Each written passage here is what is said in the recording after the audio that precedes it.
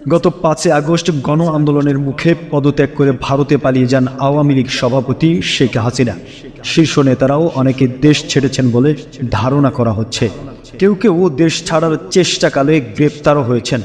এমন পরিস্থিতিতে আওয়ামী লীগের অনেক নেতাকর্মী রাজনীতি ছাড়তে চান বলে এক প্রতিবেদনে জানিয়েছে বিবিসি বাংলা। বৃহস্পতিবার প্রকাশিত এক প্রতিবেদনে বলা হয়েছে, নেতাদের মধ্যে এখনও যারা দেশে অবস্থান করছেন তাদের প্রায় সবাই আত্মগোপন করেছেন। এমন অবস্থায় গত 1.5 শতকেরও বেশি সময় ক্ষমতায় থাকা আওয়ামী লীগের চরম নেতৃত্বশূন্যতা দেখা দিয়েছে। এতে সাংগঠনিকভাবে দলটি রীতিমতো বিপর্যস্ত হয়ে পড়েছে। বিবিসি বাংলার এই প্রতিবেদনে আরও বলা হয়েছে, আওয়ামী লীগের তৃণমূলের নেতাদের অনেকেই এখন উদ্বেগ ও আতঙ্কে দিন কাটাচ্ছে। কথা বলার সময় কেউ তাদের নামও প্রকাশ করতে চাননি। আওয়ামী লীগের জেলা পর্যায়ের একজন নেতা বলেন, আমাদের দলের এমন দিশেহারা বিপর্যস্ত অবস্থা হয়ে গেছে, 1 মাস হয়ে গেল, অথচ কেন্দ্র থেকে কার্যকর কোনো নির্দেশনা দেওয়া হলো না। ফোন দিলেও কেউ ফোন ধরে না। হামলা মামলা সব মিলিয়ে নেতাকর্মীরা হতাশ হয়ে পড়েছে।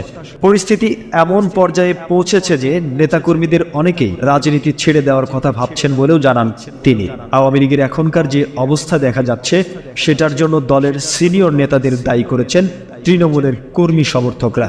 ফরিদপুরের একজন আওয়ামী লীগ কর্মী বলেন, ক্ষমতা হারালে এমন অবস্থা হতে পারে সেটা তো নেতাদের অজানা থাকার কথা নয়, তারা তো এর জন্য দায়ী।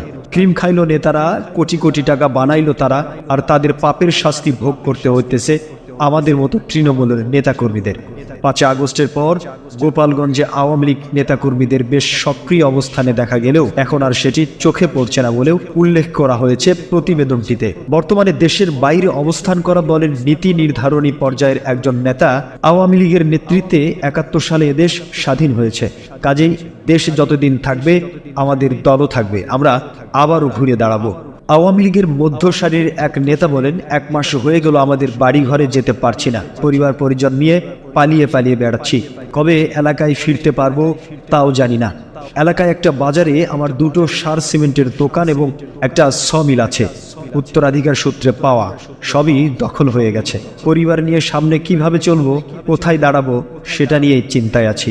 ঢাকায় আশ্রয় নেওয়া ফরিদপুরের একজন আওয়ামী লীগ কর্মী বলেন, আমরা নিজেরাই তো পালিয়ে বেড়াচ্ছি, কাজ কাম করব কি করে, আর আয় না থাকলে সংসারের কি অবস্থা হয় তা তো বুঝতেই পারছেন।